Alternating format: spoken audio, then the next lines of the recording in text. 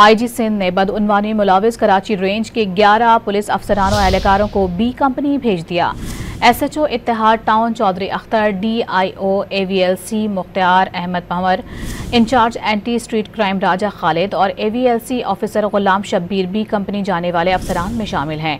In charge मौजको check post Fakhar Iqbal, garden police headquarter के Shoaib Khan, Ittehad town थाने के फारूक और रिजवान अहमद को भी बी कंपनी भेजा गया है।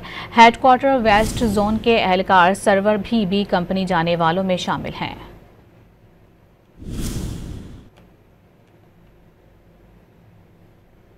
IG सिंध ने बदउनवानी मुलाविस कराची रेंज के 11 पुलिस अफसरान और एहलकारों को बी कंपनी भेज दिया।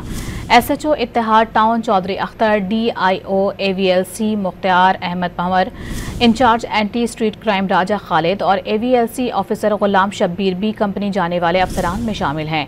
इंचार्ज मौजको check post Fakhar Iqbal, garden police headquarter के शुएब खान, इत्तेहाद टाउन थाने के फारूक और रिजवान अहमद को भी बी कंपनी भेजा गया है।